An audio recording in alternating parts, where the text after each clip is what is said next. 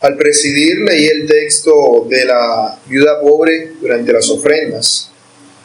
Y ahora me gustaría iniciar una vez más con este texto, pero esta vez no en Lucas 21, sino en Marcos 12, 43, donde dice: entonces llamando a sus discípulos les dijo: de cierto os digo que esta viuda pobre echó más que todos los que han echado en el arca, porque todos han echado de lo que les sobra, pero esta, de su pobreza, echó todo lo que tenía, todo su sustento. Todos conocemos esta historia, la historia de una mujer pobre, viuda. Ser viuda en Israel era sinónimo de ser pobre, porque dependías del esposo para vivir, y esta mujer ya no tenía esposo. Era una mujer muy pobre, que no tenía nada, no tenía absolutamente nada para vivir. Lo único que tenía eran 2 monedas de la menor denominación. Imaginémonos 2 monedas de 100 o de 50, partes donde todavía las aceptan. Bueno, esto era todo lo que esta mujer tenía para vivir, y esto fue lo que echó de ofrenda. Y por esto se ganó la alabanza del Señor ante los discípulos de Él. ¿Por qué? Porque esta mujer adoró a Dios de todo corazón. Ella no dio el 10% de sus ofrendas, ella dio el 100%, porque echó todo lo que tenía para vivir. En otro pasaje similar en Lucas leemos acerca de un joven que era rico y tenía de sobra, y se le llamó para que hiciese exactamente lo mismo que hizo esta mujer pobre, que se deshiciese de todo lo que tenía y lo vendiese y lo diera a los pobres, y luego viniera y siguiera a Jesús. Ese muchacho, ese joven, se fue en esa ocasión entristecido porque no fue capaz de hacer lo que se le demandó. Pero esta mujer, que no escuchó una alabanza del Señor, porque cuando el Señor la alaba, la elogia, lo hace con sus discípulos. La mujer no escucha esto. En ninguna parte del texto se nos dice que el Señor le dijo a la mujer que el Señor le iba a bendecir. No. La mujer lo hizo. No necesitaba que nadie estuviera diciéndole que Dios la iba a cuidar. Ella lo sabía. Por eso es que ella es elogiada por el Señor. Ella lo sabía en su corazón, que Dios le proveería. Pero este joven rico no dependía del Señor, sino de su riqueza. Por eso no se atrevió a dar ese salto de fe, por una simple y llana razón. Este joven quería la vida eterna. Él quería ser un adorador genuino, pero estaba errado en su camino, totalmente errado. Pues al querer la vida eterna, la quería para sí mismo, no para la gloria de Dios. Por eso no podía hacer esto. No pudo guardar. Él dijo que había guardado todos los mandamientos. No pudo guardar el primero cuando fue llamado a hacerlo. Pero esta mujer, sin que nadie le dijera nada y sin recibir ningún tipo de palabra de ánimo a cambio, lo hizo. Porque ella era una adoradora en espíritu y en verdad. El mundo evangélico actual nos enseña que la adoración es un tipo de música que es suavecita, que es como más lenta y como que te hace llorar. Eso no es adoración. Eso es música. Y la música tiene ese efecto, independientemente de que sea cristiana. Él te pone una canción romántica que te haga recordar a un amor del pasado o algo así, y capaz y te pones a llorar también. Eso no quiere decir que estés siendo lleno del Espíritu Santo. Quiere decir que estás siendo manipulado por la música. La verdadera adoración no reside en la música. La música puede ser un instrumento para adorar verdaderamente, mas no reside en eso. Reside en un corazón entregado a Dios, como el corazón de esta viuda pobre. Este es el corazón de una persona que tiene vida y la tiene en abundancia. Por eso este evangelio, como dice el autor al final, fue escrito para que nosotros creamos que Jesús es el Cristo, el Hijo de Dios, y para que creyendo tengamos vida en su nombre, tengamos vida abundante. En otras palabras, para que seamos verdaderos adoradores, en espíritu y en verdad.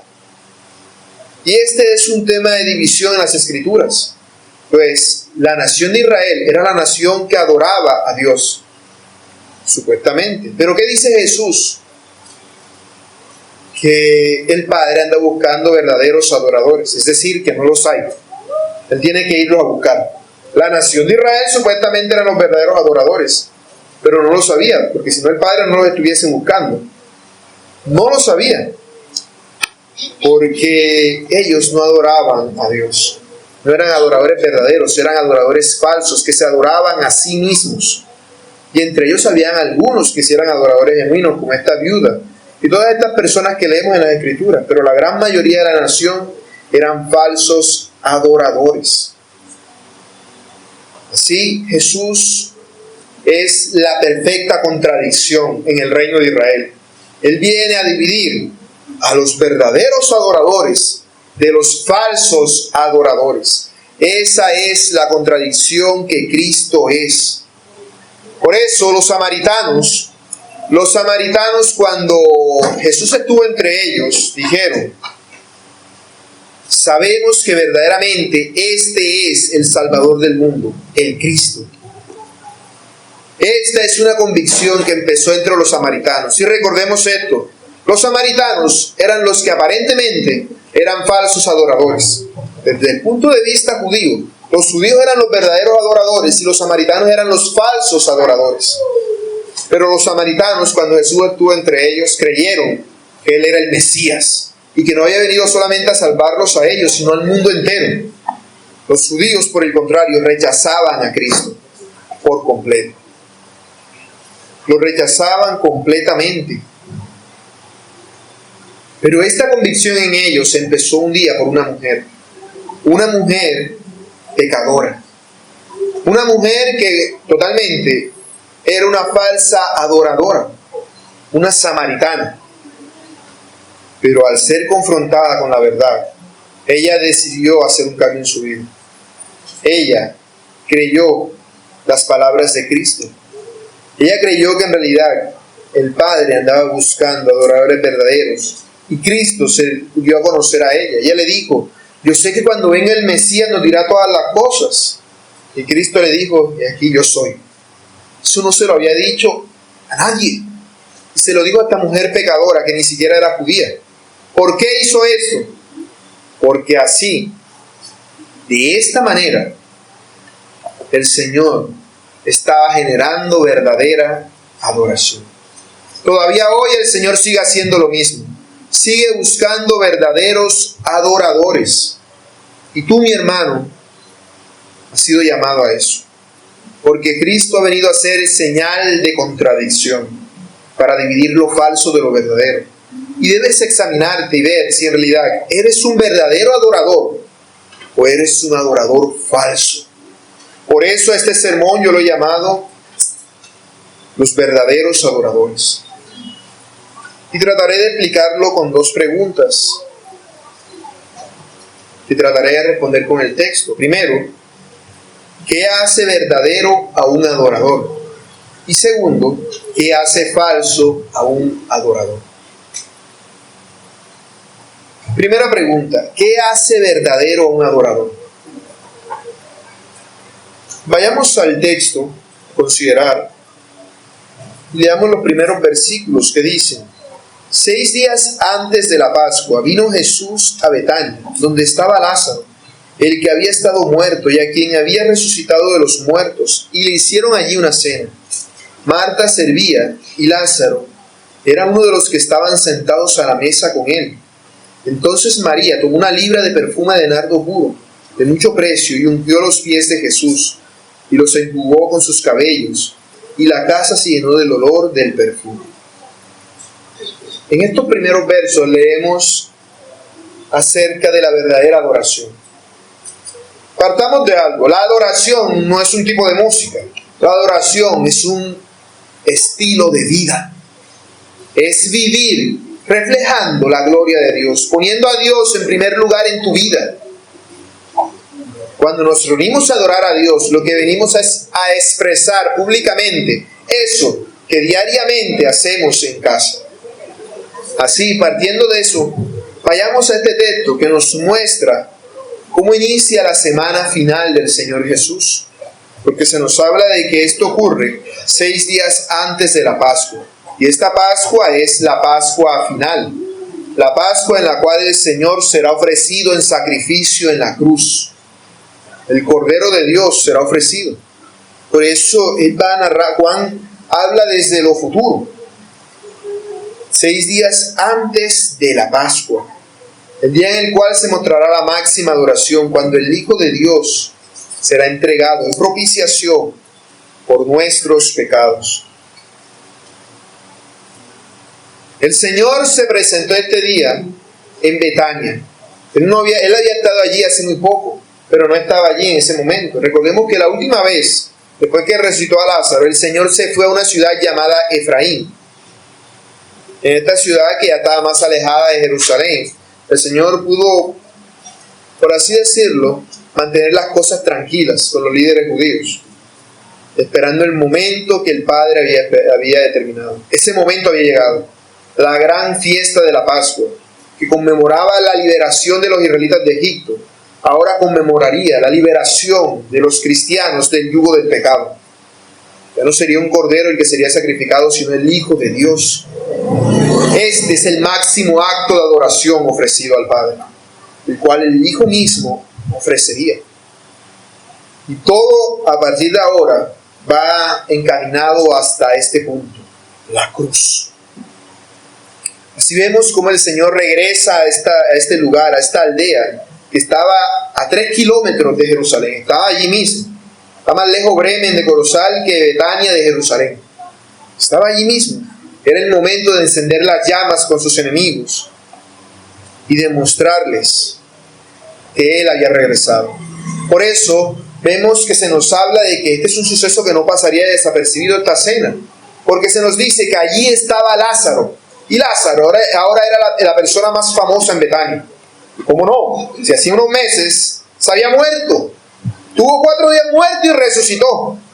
Durante todo este tiempo, mientras el Señor estaba en otro lugar, las personas vendrían de todas partes a ver a Lázaro, por curiosidad, por morbosidad pecaminosa, o porque genuinamente querían ver la gloria de Dios. Querían ver a Lázaro, el que se murió y resucitó.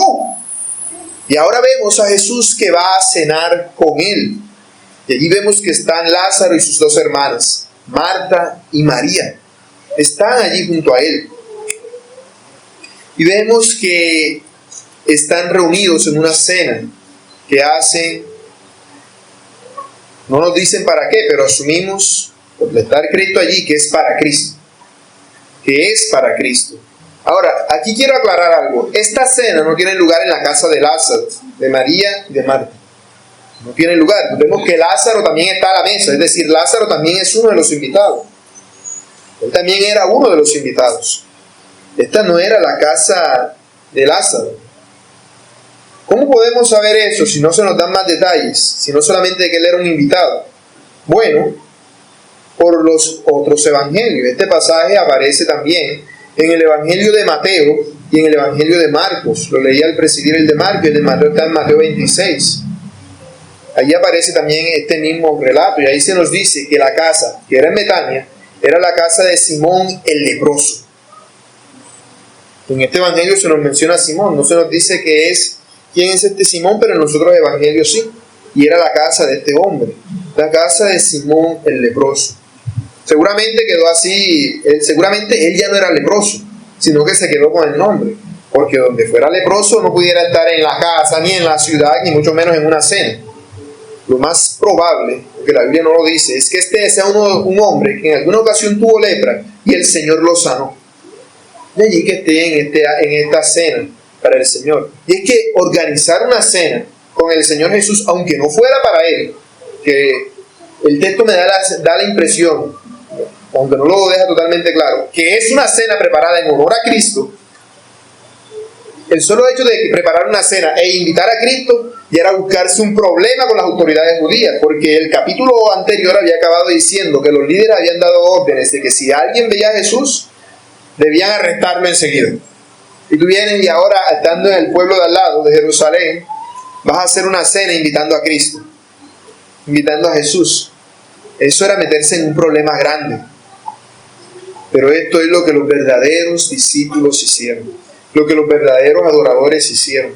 No les importaba la situación, no les importaba eso. Ellos querían aprovechar el momento.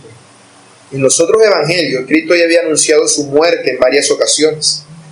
Así que aquí lo vemos. Seguramente en este punto todos debían estar enterados de la muerte del Señor Jesús, aunque los discípulos no lo entendían y muchos no lo entendían.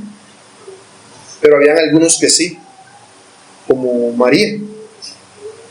Jesús iba a morir en su próxima visita a Jerusalén.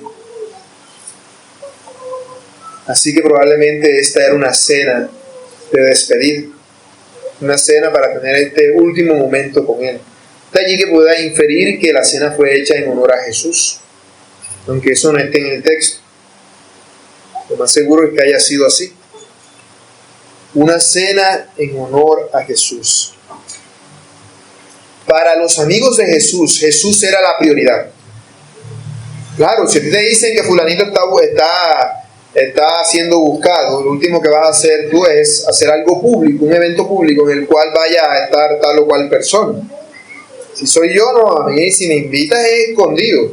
Me llevarán la comida así por abajo de la puerta, así para que sobreviva. Pero de allá que me vas a invitar públicamente para que yo vaya haciendo que me están buscando por ahí, vas tú de cómplice inmediatamente, implícito. Pero para los amigos del Señor, esto era lo prioritario. Esto era lo prioritario.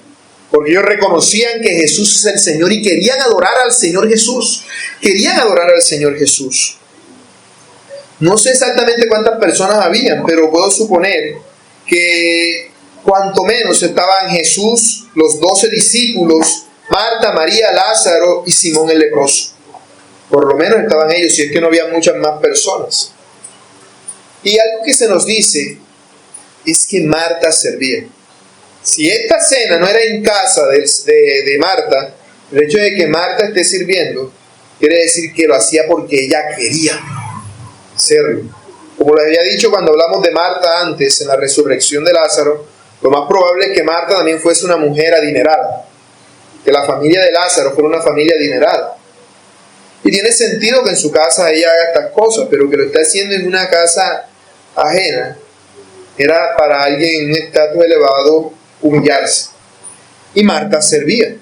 Esto tenía que ver con el carácter de ella. Ella quería servir a Jesús.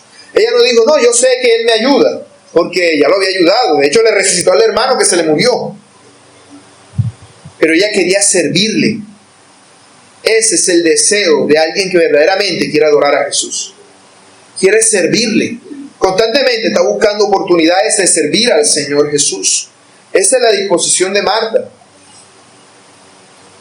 Notemos que en Lucas, capítulo 10, vayamos ahí un momento, se nos habla un poco más acerca de Marta y su hermana María.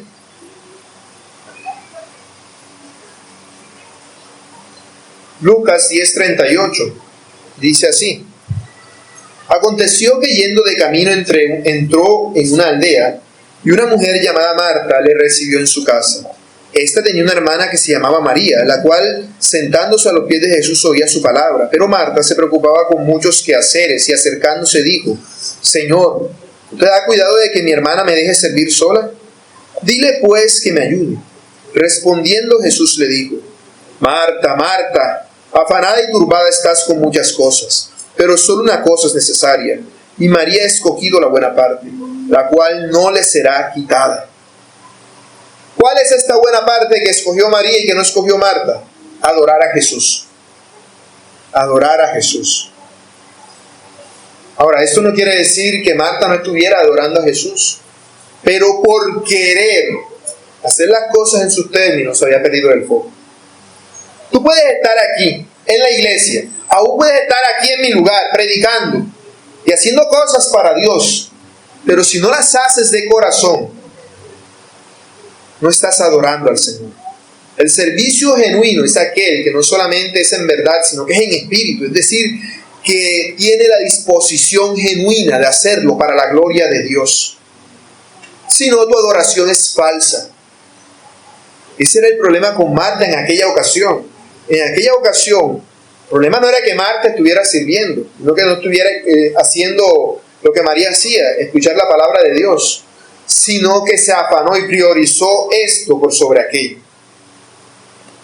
Es como si yo dijera, bueno, aquí el problema es que el micrófono no sirve y entonces empiezo a hacerlo todo mal porque estoy atento a la logística y no estoy pendiente a lo que de verdad importa.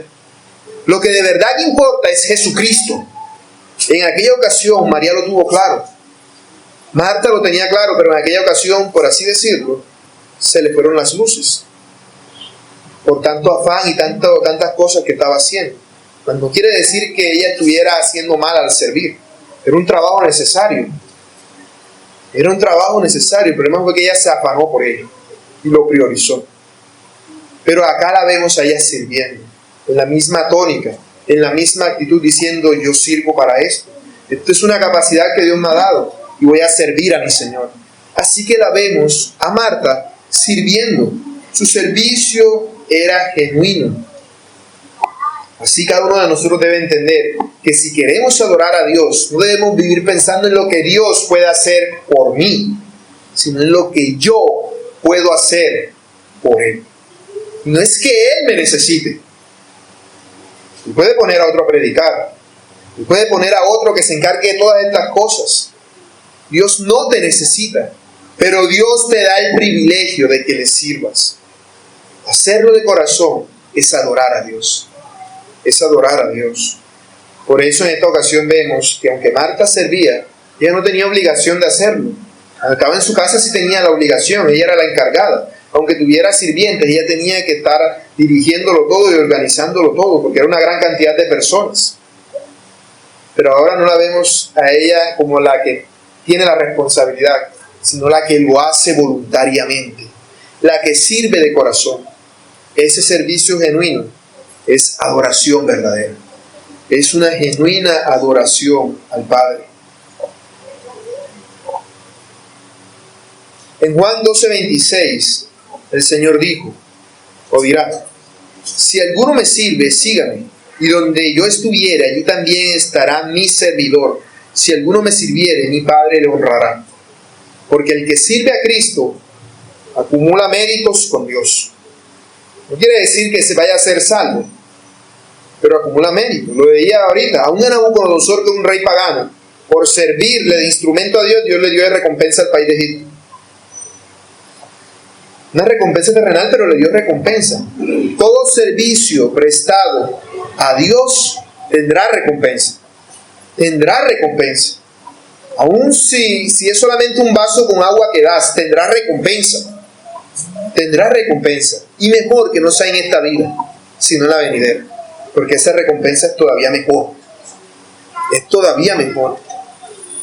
Pero notemos que el pasaje no se centra en el acto de adoración de Marta. Sin embargo, quise mencionarlo porque es algo que está allí. Marta estaba adorando al Señor. Se centra en el acto de adoración de su hermana María. María, como lo había dicho en el texto que leímos hace poco, de cómo Marta se postraba a los pies del Señor Jesús, y como lo vimos también en la muerte de Lázaro. Marta se postraba a los pies del Señor Jesús. María, hermana de Lázaro, María de Betania, era una mujer muy emocional, pero muy pensativa y reflexiva. Era una persona que entendía las cosas y que sentía amor genuino. Ella comprendía que esta sería la última vez que vería al Señor Jesús en su ministerio terrenal. Ella lo comprendía. Así que aquí la vemos que ella toma una libra de nardo puro y lo usó para ungir al Señor Jesús. Antes de entrar a este pasaje me gustaría hacer una aclaración a modo de pausa. En Lucas capítulo 7:36 se nos narra un suceso similar, pero que no es paralelo a este, y quiero dejarlo claro. Este evangelio, este texto solo es paralelo en Mateo y en Marcos, en Lucas no. En Lucas 7:36 se nos narra un suceso que puede sonar parecido, pero que no lo es. Dice así: uno de los fariseos rogó a Jesús que comiese con él, y habiendo entrado en la casa del fariseo se sentó a la mesa.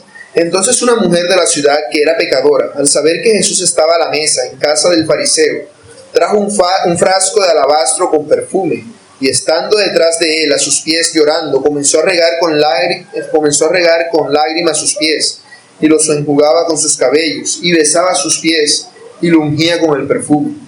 Cuando vio esto el fariseo que le había convidado, dijo para sí: si fuera profeta, conocería quién y qué clase de mujer es esta que le toca, que es pecador. Este texto tiene detalles que suenan similares al que estamos considerando, pero también tiene detalles que nos dicen que no es el mismo suceso. No es el mismo suceso. Esto es una pausa que estoy haciendo para indicarlo. ¿Qué nos hace entender que no es este mismo suceso? Bueno, en primer lugar, si leemos el contexto del capítulo 7 de Lucas, veremos que Jesús en esa ocasión está en Galilea, mientras que ahora está en Betania. Betania está en Judea. Otro país, básicamente, otro departamento. Además, se nos dice que la mujer en aquella ocasión es una pecadora. Lo que inferimos es que era alguien que trabajaba en algo que no era honroso para una mujer. Se ganaba la vida de una forma deshonrosa. Aquí notemos que es María, quien recordemos que en el capítulo anterior de Juan, cuando ella salió llorando, cuando salió a recibir a Jesús, que todos pensaban que iba a llorar, todas las personas se fueron detrás de ella, porque la estimaban mucho. Es decir, era alguien honrosa. Era alguien honrosa. Así que María no es esta mujer pecadora. María no es esta mujer pecadora. Además, este suceso ocurre en Lucas 7, es decir, a mediados del ministerio del Señor Jesús, mientras que acá esto ocurre en la semana final, al final del ministerio del Señor Jesús. O sea que es en otro momento, en otro lugar y con otras personas. No es en la casa de Simón el leproso, sino en la casa de un fariseo, que básicamente quería investigar al Señor Jesús. No es un suceso totalmente diferente. El detalle del frasco de perfume nos hace pensar que es lo mismo, pero no es el mismo suceso. Es un suceso diferente. Esa era una aclaración que quería hacer para que luego, si leen el texto, no se confundan y digan, no, entonces María era prostituta. No, esto es un suceso totalmente diferente. Volviendo a nuestro texto, se nos dice que el perfume que traía María era un perfume de nardo puro. Eso es algo muy caro. ¿Por qué es muy caro? Porque eso no se conseguía en Israel. Eso tenías que traerlo desde la India. Es decir, eso tenían personas que jugarse la vida para conseguir eso. Porque ir a la India no era que lo mandabas a pedir y te daban el número de guía y te llegaba. No, una persona tenía que ir mínimo, tenían que ir a caballo, en barco, a pie, cargando eso, para poder los materiales necesarios para poder hacer este perfume. Así que era algo extremadamente caro. Más adelante se nos dirá que es tan caro que vale 300 denarios. Eso es mucha plata. ¿Por qué es mucha plata? Porque el trabajo normal, el día de trabajo normal de un jornalero, le pagaban solamente un denario. Todo el día en el monte, sembrando y cosechando, solamente le pagaban a una persona un denario. Ahora este perfume valía 300 denarios. Es decir, un año de trabajo. Un año de trabajo en un frasco. Eso era muchísimo dinero. Muchísimo dinero el que aquí tenemos. Más, entendemos que aún el hecho de que tenga un frasco, no una vasija, porque normalmente eso se guardaba en recipientes no tan comunes, nos habla de algo que aún el frasco en sí era caro. Aún el frasco en sí era caro. No solamente el perfume, aún el frasco tenía su valor. En Marcos se nos dice, eso lo podemos deducir de Mateo, en el texto en Mateo, y en Marcos además se nos añade que María rompe el frasco. Era carísimo. Así ella ofrece todo, tanto el contenido del frasco como el contenido, como el contenedor. Todo. Aquí entendemos, y muchos comentaristas lo dicen, que esta era el tesoro de María. Es decir, lo que ella guardaba por si venía algún tiempo de escasez más adelante, lo que ella tenía ahí guardado en su casa para épocas difíciles en el futuro. Básicamente toda la plata que tenía en el banco era eso.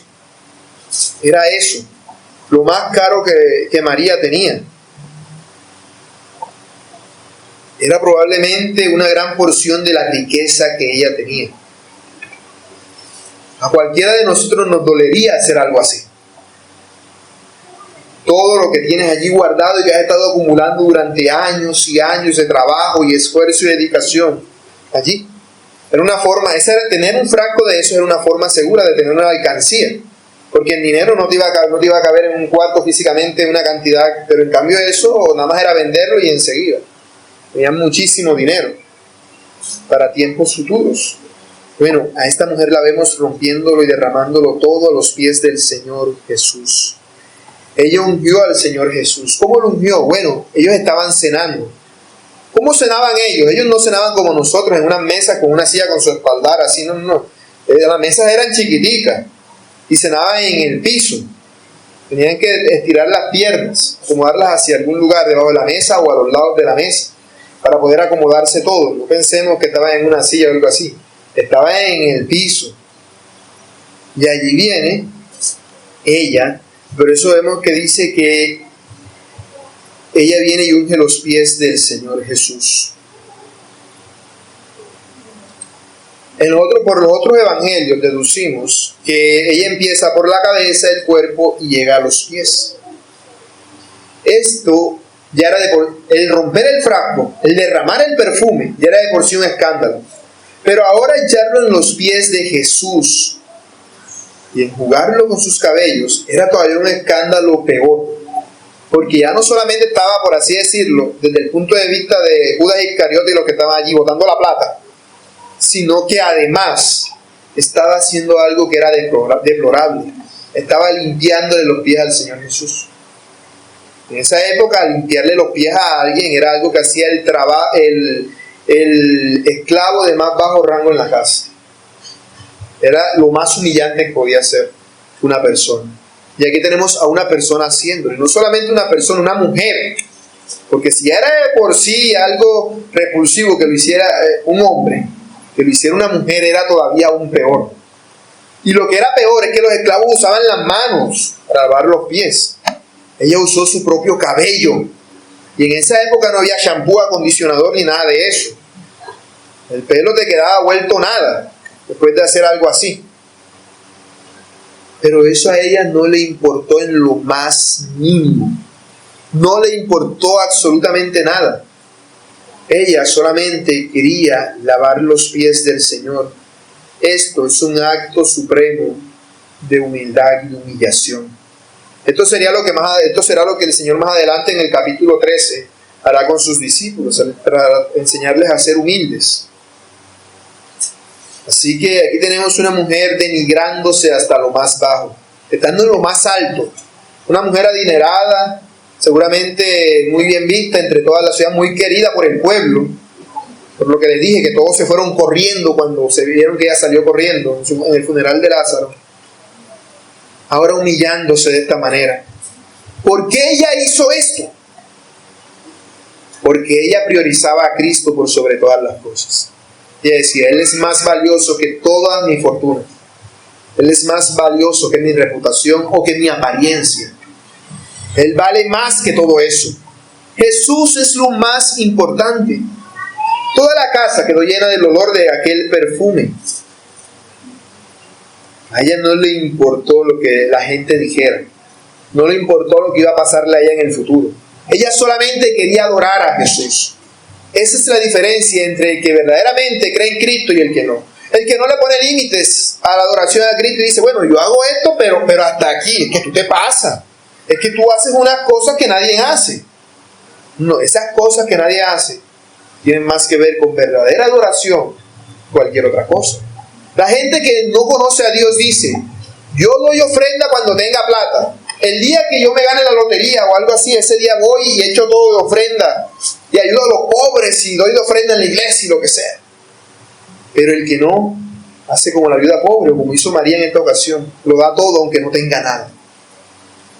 Al Señor lo que le interesa es el corazón. Por eso Él miró con agrado la ofrenda de Abel y no miró con agrado la ofrenda de Caín. No por la ofrenda en sí misma, que sí tenía algo que ver por la forma en la que la ofrecieron, sino por el corazón con el que se dio la ofrenda. Por eso lo importante no era la cantidad, no era que esto costaba 300 denarios y la viuda solamente echó 2 moneditas de la mínima denominación. No, era que estaban dando todo a Cristo. Estaban rindiéndose totalmente a Cristo. Así, ella se mostró completamente en genuina adoración a Jesús. ¿Tú quieres saber qué es un verdadero adorador?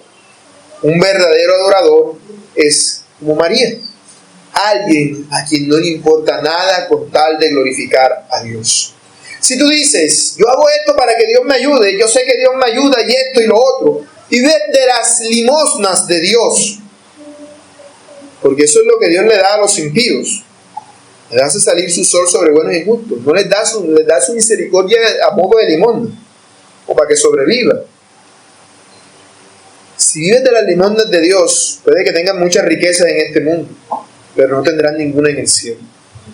Pero el verdadero tesoro es aquel que renuncia a todo en esta vida con tal de buscar a Cristo. Nunca serás feliz así tengas más plata que todas las personas del mundo. Nunca serás feliz así te quieran todas las personas del país. Así llegas a ser presidente o lo que sea. Nunca serás totalmente feliz. Siempre te va a faltar algo. ¿Qué es lo que te va a faltar? Hacer aquello para lo cual fuiste creado. Dios creó al hombre para que le adorase. Y solamente serás feliz cuando le adores en espíritu y en verdad. Solamente así serás útil verdaderamente, porque estarás haciendo aquello para lo cual fuiste creado. Imagínate que esto hablara y de pronto empezase a sonar totalmente mal. A mí no me sirve, ¿qué voy a hacer? Si no tiene arreglo, toca botarlo, toca deshacerse de eso y pasa a ser basura. Eso es lo que pasa con todas las personas que no se vuelven a Cristo en adoración. Para Dios pasan a ser basura. La basura se echa en el horno y se quema. Afuera de Jerusalén había un gran horno que llamaban Gehenna, en el cual se echaba la basura y se quemaba. Eso no se apagaba nunca porque constantemente vivían echándole basura. Y con eso comparó Cristo el infierno. Y todas las personas que no adoran a Dios, allá van. Porque esos son basura. Nosotros no somos mejores que ellos. Yo no soy mejor que nadie que se vaya al infierno. Sino que Dios mete su mano en la basura y de esa basura toca algo que es basura y lo limpia y lo embellece y le da valor. Porque Él mismo es el que lo limpia y lo embellece. A eso que era basuras. Tú solamente serás un verdadero adorador cuando pongas a Cristo en primer lugar en tu vida. Eso es lo que hace que un adorador sea verdadero. Ahora pasemos a la segunda pregunta. ¿Qué es lo que hace falso a un adorador? Continúa diciendo el verso 4. Y dijo uno de sus discípulos, Judas Iscariote, hijo de Simón, el que la había de entregar: ¿por qué no fue este perfume vendido por 300 denarios y dado a los pobres? Pero dijo esto, no porque se cuidara de los pobres, sino porque era ladrón, y teniendo la bolsa, sustraía de lo que se echaba en ella. Entonces Jesús dijo, déjala, para el día de mi sepultura ha guardado esto, porque a los pobres siempre los tendréis con vosotros, mas a mí no siempre me tendréis.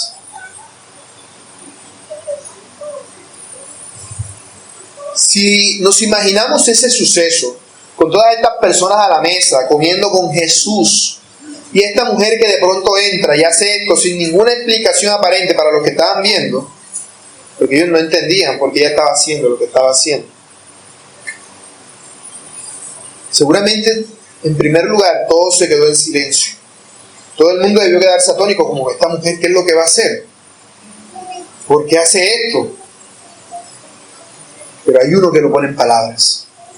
Judas Iscariote, el falso adorador. El falso adorador. Y en él vemos aquello que hace falso a un adorador. Siempre que se menciona a Judas Iscariote en los evangelios, se enfatizan dos hechos. Primero, que era uno de los discípulos del Señor. Y segundo, que era el que la había de entregar. Normalmente siempre que veas a Judas Iscariote vas a ver esas dos frases. Uno de los 12, el que la había de entregar. Judas fue el que traicionó al Señor Jesús, como todo el mundo sabe, así ni siquiera sea cristiano, así ni siquiera sepa de Dios. Las personas saben que Judas es sinónimo de traidor, a causa de la traición tan grande que cometió. Que Judas traicionara al Señor Jesús era algo que debía pasar. El Señor debía ser traicionado. Pero Judas, con su corazón pecaminoso, decidió ser ese alguien. Él asumió ese rol que estaba escrito, porque eso había sido profetizado en los Salmos. Y Cristo dijo en Mateo 26, ay de aquel hombre por quien el Hijo del Hombre es entregado. Bueno le hubiera a ese hombre no haber nacido. Bueno le fuera a ese hombre no haber nacido. Judas llegaría a ser la peor persona de todas. Y al ser el que manejaba las finanzas de la iglesia, viendo a la iglesia como el grupo de los 12, el que llevaba la bolsa, al ver que se hace esto, dice, ¿por qué no fue este perfume vendido por 300 denarios y dado a los pobres? En los otros evangelios no se nos menciona a Judas, pero sí se nos menciona a algunos.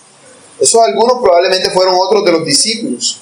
No porque tuvieran el deseo y el corazón de Judas, sino porque les pareció que Judas tenía razón. Es decir, Judas era alguien con mucha labia, alguien que podía convencer fácilmente a otras personas. Así Judas dice que era mejor haber vendido ese perfume tan caro. ¿Y qué era mejor lo que podían hacer con ese perfume? Bueno, si quiere adorar a Jesús, que le dé el perfume a Jesús, le dé la plata a Jesús. Es a los 12. No manejo la plata, no se preocupe. No, él obviamente no iba a decir eso. Es como decir, tienes que darme tu ofrenda a mí.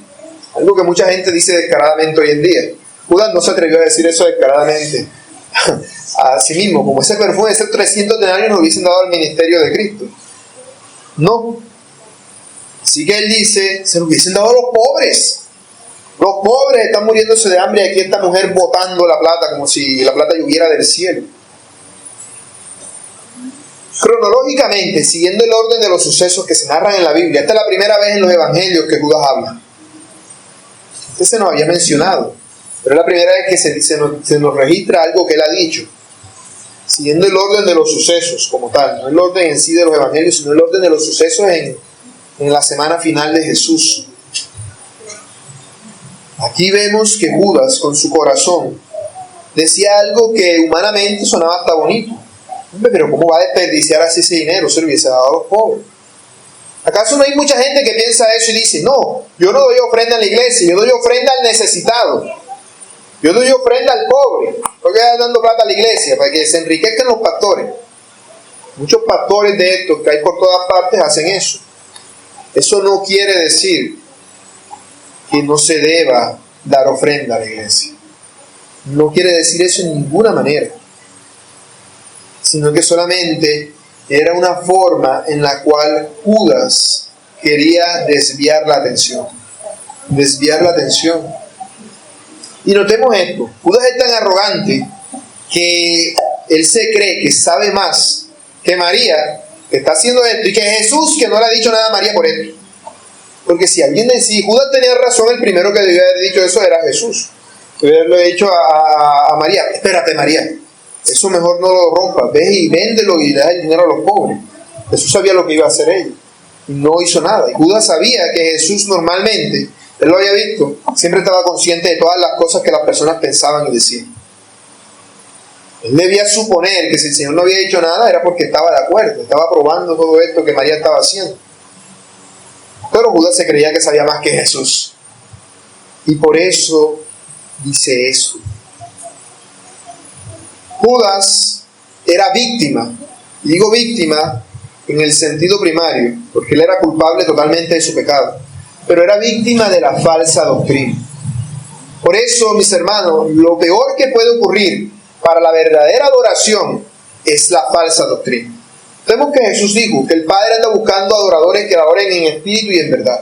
En espíritu, como lo hizo María. Como lo hizo María, genuinamente, de corazón, con su espíritu, con su mente, con todo lo que ella es. En verdad, conforme a lo que dice la palabra de Dios, a la verdad que nos ha sido revelada. Por eso, la verdadera adoración es aquella que se centra en la sana doctrina. Judas era víctima de la falsa doctrina. ¿Cuál era la falsa doctrina? La falsa doctrina de aquellos días que los mejores maestros enseñaban era que el Mesías vendría como un líder político a liberar a Israel del yugo de Roma. Y así Cristo vendría tipo rey David o no sé, Simón Bolívar, a libertarlos del dominio romano. Iba a vencer a los romanos, iba a instituir a los judíos como el país más importante del mundo. Este era el punto de vista que todos los judíos tenían. El punto de vista que los discípulos poco a poco habían ido dejando, pero había uno que no lo había hecho, Judas Iscariote, porque él nunca fue un verdadero discípulo, nunca fue un verdadero adorador. Seguramente en Juan 6, cuando la gente quería secuestrar a Jesús para coronarlo como rey, eso pasa en Juan 6 después que el Señor multiplica los panes y los peces, como recordarán. Seguramente Judas estaba allí apoyando ese suceso, diciendo, sí, este es el momento. Pero tras todo esto que ha pasado, y ahora que Jesús es enemigo público de las autoridades judías, lo más seguro es que Judas ya estuviera decepcionado de Jesús y dijera, no, este no es el que yo pensaba que era. Yo creía que este era el Mesías, pero no, es un falso Mesías más. Sale con otras cosas, en realidad no le importa liberarnos del dominio romano. No. Bueno, al menos que mi tiempo aquí, estos 3 años que he pasado con él, no sean en vano. No sean en vano. Al menos necesito sacarle provecho de alguna manera. En esta ocasión le dolió no haberlo hecho con esos 300 denarios. Tendrá que contentarse con 30 piezas de plata, con las cuales venderá al Señor más adelante. Porque se sentía decepcionado. Jesús no era lo que él pensaba. Él pensaba que Jesús lo iba a hacer rico y poderoso. ¿Te suena algo? ¿No has escuchado eso de que Jesús tiene un plan para ti y quiere bendecirte y hacerte rico y poderoso? Esa era la misma falsa doctrina que enseñaban los escribas y fariseos. El Mesías viene para ser la nación más importante del mundo. Los romanos estarán a nuestros pies. ¿No has escuchado eso antes? El Señor quiere ponerte por cabeza y no por cola. Tú eres un hijo del rey y contigo nadie se mete. Es la misma mentira con la cual los escribas y fariseos engañaban al pueblo. Misma mentira que produjo que existiera un Judas en primer lugar. La misma mentira que se sigue diciendo aún hoy en día en muchas partes. El Señor no quiere eso. El Señor quiere verdaderos adoradores. Pero Judas era un egoísta que solamente pensaba en sí mismo. Porque él no es que se cuidara de los pobres, sino que era ladrón y teniendo la bolsa sustraía lo que se echaba en ella. Como diciéndole a María, María, si tienes por si hay otro frasquito de eso, no lo vayas a romper. No, dáselo a los pobres. Dáselo al Señor, al ministerio del Señor. Colabora con este ministerio que Él te va a prosperar mucho. Palabras de Judas seguramente, de haber tenido vocería en esa ocasión. Como diciéndole a Marta, Marta, tú no vayas a hacer lo mismo. Dale ese frasquito al Señor, que yo te lo cuido. Esa era la intención. Esa es la intención. El falso adorador, ¿qué es lo que lo caracteriza? El falso adorador se caracteriza porque no piensa en Cristo, sino en sí mismo. Su prioridad es Él.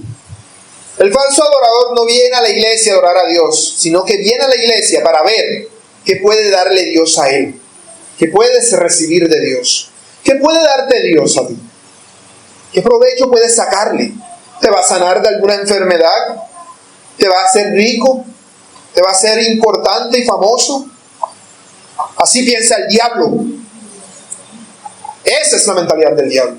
El verdadero adorador dice, Señor, de lo que tengo me has dado, sea rico, sea pobre, yo he venido a adorarte a ti. Tanto es así que el falso adorador dice, ¿y por qué cantan así? ¿Y por qué no ponen mejor un rock and roll, una canción pop bien bacana, una batería que repique bien duro? ¿Por qué? Porque eso me gusta a mí. De tal manera que no dice, no, yo quiero saber qué es lo que le gusta a Dios. No, le dice, yo quiero que en la iglesia hagan lo que a mí me gusta. Esa sí es la iglesia que a mí me gusta. Y de hecho ese tipo de personas van de iglesia en iglesia. Eso es un falso adorador. Uno que solamente piensa en sí mismo. Y que tú le dices, dale al Señor, confiando en Él y proveyendo para Él. Dice, bueno, nada más, tengo una monedita por aquí. Pero que si tú le dices, dale al Señor, que Él te va a multiplicar todo lo que tú le des. Y te vas a enriquecer asquerosamente. Enseguida saca todos los billetes que tiene en el bolsillo y los tira ahí al pie del que está diciendo eso. ¿Por qué? Porque piensa en sí mismo en primer lugar. Eso era lo que Judas hacía. Eso era lo que lo hacía un traidor. Por eso mismo él vendería al autor de la vida. Vendería para su muerte. Así Judas estaba indignado, enojado por lo que María había hecho. Judas siempre fue malvado. No pensemos que él era bueno al principio y con el tiempo pues se fue decepcionando. No, él se fue decepcionando, pero es que desde el principio era malo. Desde el principio él ya era ladrón. Desde el principio del ministerio del Señor Jesús, él ya pensaba solamente en sí mismo. En sí mismo. El hecho de que Judas se decepcionara de Cristo porque no era lo que él pensaba, no quiere decir que él se volvió malo, sino que él iba de mal en peor. Iba de mal en peor. Cada día iba acumulando ascuas de fuego sobre su cabeza. Cada día iba amarrándose más duro las cadenas de la condenación por voluntad propia. Esa es la determinación del falso adorador. El falso adorador es eso, que vive pensando solo en sí mismo. Por eso vemos que de inmediato, apenas Judas dice eso, el Señor habla. Él no habló para detener a María, pero sí habló para defenderla. Déjala, para el día de mi sepultura ha guardado esto. Ella no hizo eso porque quisiera botar el dinero. No, ella quiso ungirme a mí para el momento en el cual yo muera.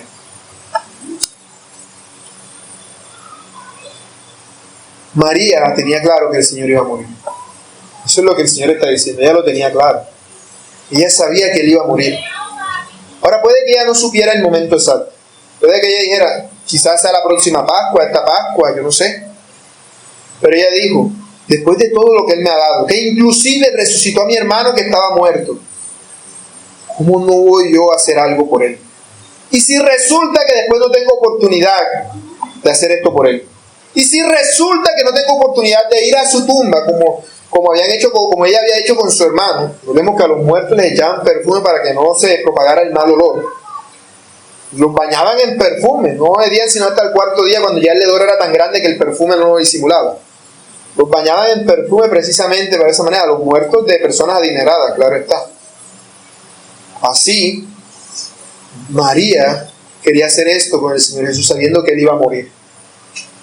Y no sabía cuándo sería eso, pero sabía que el momento estaba cerca. Y si luego no tendría ocasión de hacerlo, aprovechó la oportunidad. No dijo, no, yo después voy y hago esto. Después tendré ocasión de ir y ungir al Señor Jesús. No. Ella no dejó para después lo que pudo hacer en ese momento. Adorar a su Señor. Seguramente ella tenía este perfume guardado con esta intención desde hacía tiempo. Puede que lo haya acumulado como riqueza, como alcancía. Pero con el tiempo, cuando fue conociendo al Señor Jesús y fue entendiendo quién era Él, decidió que el día de su sepultura ella iba a usarlo en Él. Iba a usarlo en Él. Y no sabía cuándo sería ese día. Así que dijo, es ahora o nunca. Es ahora o nunca. Este es el momento. No voy a dejarlo para después. Voy a adorarle. Y no me importa nada. Por eso, su adoración es digna de loor. Por eso Cristo dice en Marcos, porque al derramar este perfume sobre mi cuerpo, lo ha hecho a fin de prepararme para la sepultura. Lo ha hecho. Y así debía ocurrir, porque esta sería la última semana del Señor Jesús. Lo que ella estaba haciendo era, básicamente, sin darse cuenta, un adelanto o un acto profético, para los que quieran entender, de lo que harían José de Arimatea y Nicodemo cuando el Señor muriese, para enterrarlo en una tumba de ricos, con piedra y toda la cosa. Así, la adoración de María era en sí misma una profecía. ¿Cómo no iba a agradarse el Señor de un acto así? ¿Cómo no iba a agradarse el Señor de un acto así, de semejante cosa? No. Verdaderamente el Señor se agradó de ella. Y por eso reprendió a Judas por lo que estaba diciendo. Y el Señor le dice a Judas que si en verdad que él quiere ayudar a los pobres, que si eso es lo que le preocupa, Porque notemos esto, Judas era ladrón, manejaba la finanza. El Señor sabía que Judas era ladrón y lo había puesto a manejar la finanza. El Señor lo sabía. El Señor le estaba dando chances, igual que lo había hecho con los escribas y fariseos, al llamarle tantas veces a que se arrepintieran de sus pecados. No pensemos que el Señor se alegra por lo que Judas está haciendo, Él le duele. Y Él ve como Judas va cumpliendo lo que está escrito de él. Es decir, está el personaje y Él va encajándose solito en ese personaje. El Señor lo confronta. Dice que siempre iba a tener la oportunidad de ayudar a los pobres. Eso no significa que siempre iba a existir la pobreza, sino que siempre iba a existir la oportunidad de ayudar a los necesitados. Siempre iba a existir esa oportunidad. Él no está diciendo que eso que Judas dijo esté mal. Él en ninguna parte dijo, no, eso que tú estás diciendo está mal, sino que había algo más importante. Algo que es mucho más importante. Cristo. Cristo es mucho más importante que los pobres. No es que ayudar a los pobres esté mal, está diciendo Cristo, sino que ella me priorizó a mí. María me priorizó a mí. Y eso la hace a ella digna de loor. Porque ellos no siempre lo iban a tener físicamente como lo habían tenido durante estos 3 años. Ese momento se iba a acabar. El Señor estaba a las puertas de la muerte. Estaba a menos de una semana de ir al Padre.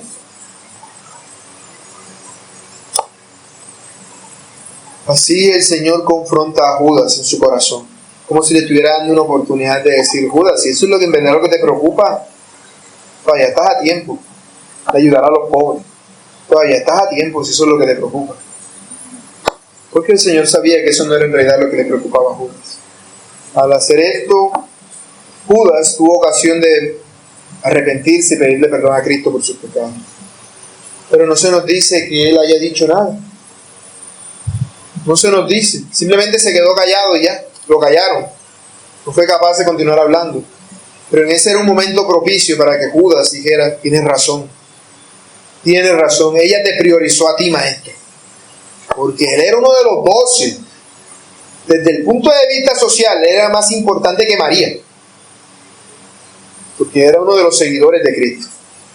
Para las demás personas, para Simón, para Lázaro y las demás personas, Judas era más importante que María. Pero el Señor priorizó a María. Y Judas priorizó a Judas. Eso es lo que él estaba haciendo. Judas escogió el peor camino posible. Su adoración era totalmente falsa. A él no le importaban los pobres. A él no le importaba el Señor Jesús. A él solamente le importaba su propio beneficio. Así hay muchos predicadores y pastores hoy que te ofrecen sanidades, prosperidad, te ofrecen cumplir tus sueños y tus deseos, pero descuidan lo que de verdad que es importante, a Cristo. A Cristo. Cristo dice, buscad primeramente el reino de Dios y su justicia, y todas las demás cosas os vendrán por añadidura. Los falsos maestros te dicen, busca primeramente todas las demás cosas, y ahí de añadidura va Cristo. ¿Por acaso no te has dado cuenta cómo en muchas de estas predicaciones te dicen, no, yo soy salvo, pero Dios también quiere bendecirme en esta tierra? ¿Y en qué se enfoca la predicación? En esta tierra. Y lo de Cristo es una añadidura. Solamente eso, una añadidura. Así, esto que se nos dice de Judas, que era ladrón, ocurre igual con todas estas personas que se visten de piedad y en realidad no son piadosos. Con todas estas personas que dicen servir a Cristo y en realidad solamente sirven a su propio bolsillo. Si la prioridad no es Cristo, todo lo que se haga es inútil. Todo. Y la prioridad no es Cristo. Tú entras a una iglesia y te vas a dar cuenta que ves todo tipo de instrumentos de música. Y eso parece un evento de conciertos. No es el púlpito ni la predicación de la palabra. La prioridad es lo que entretiene a la gente. La prioridad es lo que la gente quiere. Que el Señor me ayude, que el Señor me sane. Pero muy poco se habla del arrepentimiento de pecados y de la necesidad que tienen las personas de adorar genuinamente a Cristo. Lo que se busca es crear falsos adoradores, porque son falsos maestros que procuran hacer falsos cristianos. Todos nosotros, por naturaleza, somos falsos adoradores, pero Cristo vino para hacernos verdaderos adoradores a aquellos que somos parte de su iglesia. Lo más importante no eres tú, lo más importante es Él. Él es el foco de la adoración. Y eso no me lo estoy inventando. Eso es lo que la Biblia nos enseña. Segunda de Corintios, capítulo 5, verso 15 dice: y por todos murió, para que los que viven ya no vivan para sí, sino para aquel que murió y resucitó por ellos. Si tú vives para ti, tú te hallas con los pies en el infierno. Lamentablemente esa es la realidad. Pero si has creído en Cristo, ahora vives para Él. Él es lo más importante en tu vida. Aplicaciones.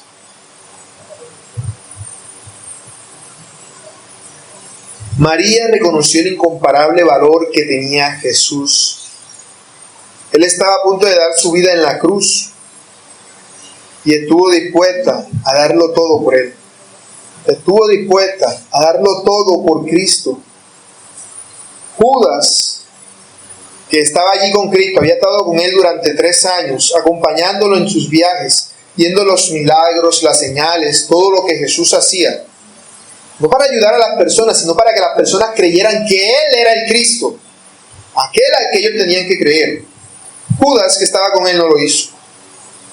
Y María decidió aprovechar la oportunidad y volverse a Cristo. Ella no dijo, no, más adelante. Yo sé que cuando Él fue a Betania, ya estuvo aquí una vez, cuando le cociné con mi hermana, la otra vez que se murió mi hermano mío, y ahora nos visitó por 3ª vez. Ahorita nos visita otra vez.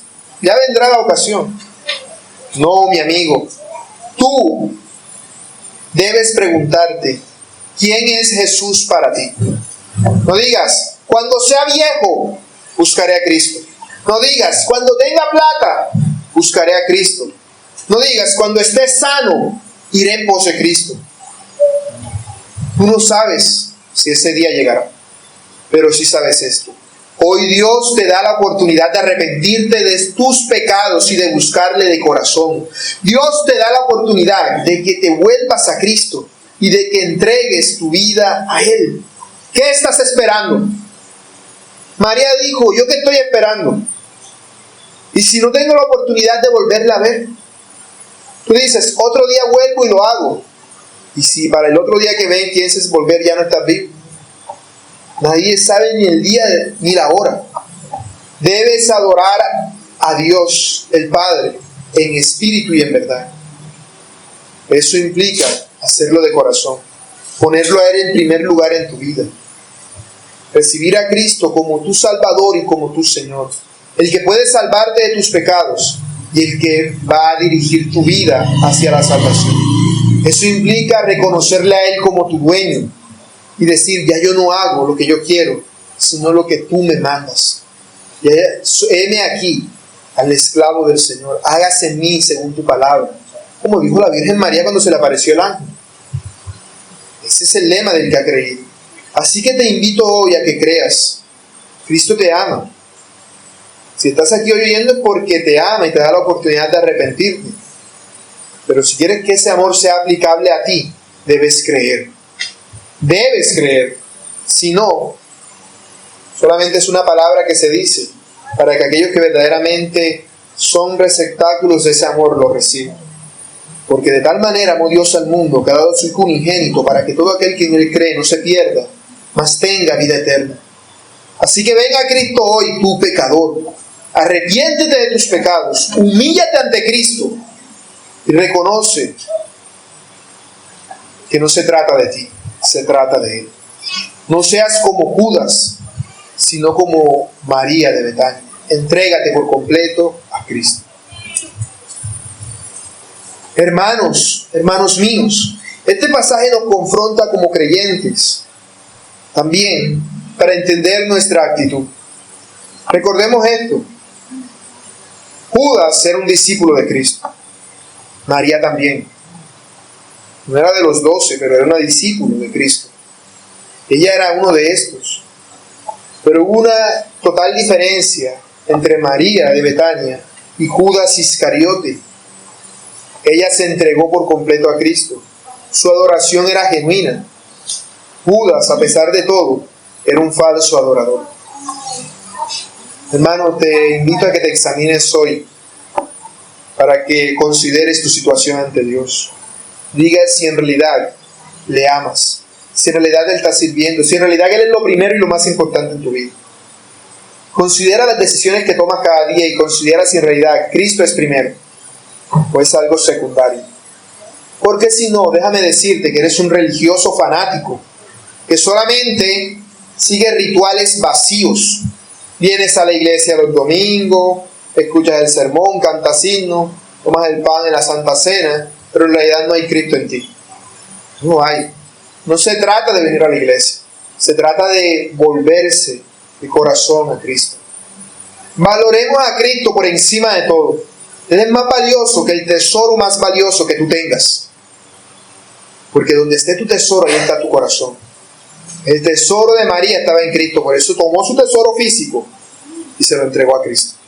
Se lo entregó a Cristo. Y no digamos, más adelante me pongo en cuenta con el Señor. Porque de igual manera que el perdido, tú no sabes cuándo el Señor te llamará a su presencia. Cuándo tendrás que rendirle cuenta. Vive con urgencia. Vive cada día como si fuera el último día. Como si fuera tu última oportunidad para ponerte en paz con Dios. Para que tú, hermano mío, ya no vivas para ti, sino para Él. Hermanos, debemos hacer lo que el Señor nos manda. En 1 Corintios 15:58, Pablo dice: por tanto, hermanos míos amados, estad firmes y constantes, creciendo en la obra del Señor siempre, sabiendo que vuestro trabajo en el Señor no es en vano. Todo lo que tú haces en el Señor no es en vano. Cristo merece lo mejor de nosotros. Cristo no merece las obras. Debemos darle nuestra vida en ofrenda a Él. Eso es adoración genuina. Así que adoremos al Señor de todo corazón. Destruyamos los ídolos que aún guardamos. Desechémoslos por completo. Y hagamos un altar única y exclusivamente para Cristo en nuestro corazón. Amén.